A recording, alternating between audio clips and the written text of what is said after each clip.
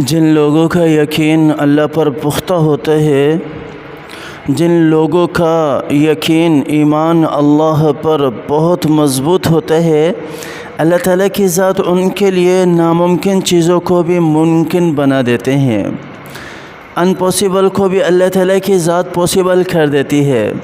بہت سارے واقعات ہمارے سامنے ہیں، اور اللہ تعالیٰ کی ذات تو کر سکتی ہے نا، وہ تو بغیر اسباب کے بھی سب کچھ کر سکتی ہے۔ اس کے لیے اسباب کا ہونا شرط نہیں ہے، یہ بندوں کے لیے اسباب کا ہونا شرط ہے۔ لیکن اللہ تعالیٰ کی ذات جس چیز کے کرنے کا ارادہ کر لیتی ہے وہ بغیر اسباب کے ہو جاتی ہے۔ یہ اللہ تعالیٰ کی قدرت مطلقہ ہے، یہ اللہ تعالیٰ کے پاس پاور ہے اتنا، اور اتنا کہ اللہ تعالیٰ کے پاس ہر چیز کو تبدیل کرنے کا، ہر معجزہ ظاہر کرنے کی قدرت اللہ تعالیٰ کے پاس ہے، اللہ تعالیٰ کے پاس پاور ہے۔ اسی طرح کے ایک واقعہ ذکر استغفار کے حوالے سے، اور بڑے بڑے بینیفٹ اللہ تعالیٰ نے ذکر استغفار کے رکھے ہیں۔ بہت سارے کمنٹس اور میسیجز آ رہے ہوتے ہیں کہ اس وقت بھی ذکر استغفار کے بینیفٹ اور فائدے ہمیں مل سکتے ہیں، یا اس طرح کے میسیج آ رہے ہوتے ہیں کہ مولانا صاحب واقعی ذکر استغفار اتنا پاورفل عمل ہے۔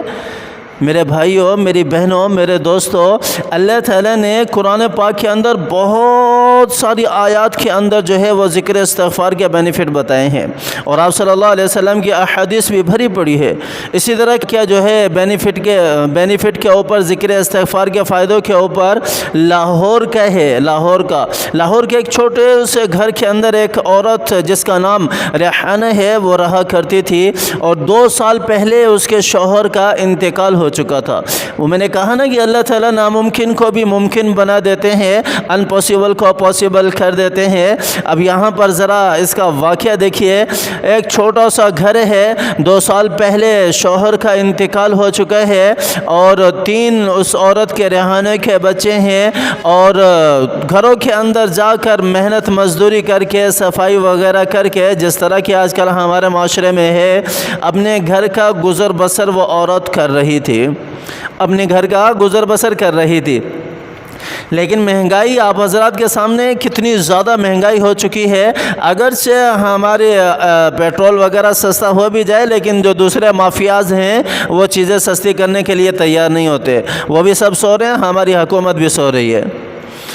تو وہ عورت بڑی پریشان ہوئی اس مہنگائی کے دور میں۔ آزمائشیں اس کے اوپر ٹوٹ پڑی۔ ایک دن تو ایسا ہوا اس عورت کے ساتھ کہ گھر پہ کچھ بھی کھانے کے لیے نہیں، اور اس کا جو چھوٹا بیٹا جس کا نام علی ہے وہ بھی بھوک کی وجہ سے بلک رہا ہے، اور بہت تیز اس کو بخار ہے۔ اب وہ بیچاری پریشان، نہ ادھر کی نہ ادھر کی، کہاں جائے۔ آخر اس نے اپنے گھر کے سارے سامان کو جھنجھوڑا، سارے سامان کو کھولا، اور اس میں سے ڈھونڈا کہ کچھ مل جائے جس کو میں بیچ کر جو ہے وہ اپنے بچوں کے لیے کھانے کا بندوبست کر لوں۔ کچھ نہ ملا، مایوسی کے علاوہ اور کچھ نہ ملا۔ مایوسی دل میں گھر کرنے لگی۔ اس عورت نے مصلی بچھایا اور مصلی پر بیٹھ کر رونے لگی۔ اب یہ روتے روتے اچانک اپنے والد کی نصیحت اسے یاد آتی ہے کہ میرے ابا جان نے مجھے ایک نصیحت کی تھی کہ بیٹی، جب بھی سارے دروازے بند ہو جائے نا، ایک دروازہ اللہ کا کھلا رہتا ہے، ایک دروازہ اللہ کا کھلا رہتا ہے۔ اس دروازے کو کھٹکھٹانا، وہ کبھی بھی خالی ہاتھ واپس نہیں لوٹاتا، لیکن اس دروازے کی چابی استغفار ہے، اس دروازے کی چابی استغفار ہے۔ اب مصلی پر بیٹھی ہوئی ہے اور مایوسی گھر کر چکی ہے، لیکن والد کی اس نصیحت نے اسے حوصلہ دیا، اور اس نے 2 رکعت نماز صلاۃ الحاجت پڑھ کر، اور اس کے بعد تسبیح اٹھائی اور شروع کر دیا، استغفر اللہ العظیم الذی لا الہ الا هو الحی القیوم واتوب الیہ۔ پڑھتی رہی۔ 1 گھنٹہ گزرا، 2 گھنٹے گزرے، 3 گھنٹے گزرے، رات کا 1 پہر گزر گیا، رات کا دوسرا پہر گزر گیا، کچھ بھی نہیں ہوا۔ آخر تھک ہار کر نیند نے جھٹکا دیا، سو گئی۔ صبح جب بیدار ہوئی، آنکھ کھولی تو دروازے پر دستک ہوئی، ٹھک ٹھک ٹھک۔ دروازے پر دستک ہوئی۔ وہ عورت جلدی سے اٹھ کر باہر گئی، دیکھو کون ہے۔ دیکھا تو ایک پرانا جو مالدار آدمی تھا جس کے پاس میرا شوہر کام کیا کرتا تھا، وہ کھڑا ہے۔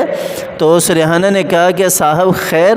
انہوں نے کہا، ان کی بھی آنکھیں بھر آئیں، انہوں نے کہا کہ آپ کے شوہر جو ہے وہ 5 سال پہلے میرے پاس کام کیا کرتے تھے، میرا کچھ نقصان ہو گیا تھا تو میں نے ہرجانہ اس سے بھرایا تھا، حالانکہ اس کا کوئی قصور بھی نہیں تھا۔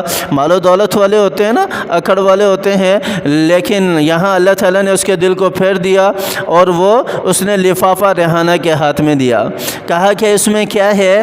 کہنے لگا وہ مالدار آدمی کہ میں رات کو سویا، میرے خواب میں آپ کے شوہر آئے، اس نے کہا مجھے کچھ بھی نہیں، لیکن کھڑے مجھے یوں سوالیہ نظروں سے دیکھتے رہے، مجھے جھٹکا لگا، میرے ایمان نے مجھے جھنجھوڑا کہ میں نے اس کے ساتھ غلط کیا تھا، تو یہ اس کی امانت ہے، میں آپ کو دے رہا ہوں، اور یہ اضافی پیسے بھی میری طرف سے ہدیہ ہیں آپ کے لیے، ہدیہ ہیں آپ کے لیے۔ اور وہ ریحانہ واپس آئی اور آ کر اس نے سجدہ شکرانے کیا اور اللہ کے سامنے آنسو بہائے، اور اس بندے نے اتنے پیسے اس کو دے دیے کہ مہینوں کا راشن آرام سے وہ لا سکتی تھی۔ اس نے اپنے بیٹے کا علاج بھی کیا اور مہینوں کا راشن جو ہے وہ بھی اس کو مل گیا، اور آسانیاں اللہ تعالیٰ نے اس کے لیے کر دی۔ یہ ہے استغفار کی پاور، یہ ہے استغفار کی دولت، یہ ہے اللہ تعالیٰ ہر ناممکن چیز کو ممکن بنا دیتے ہیں۔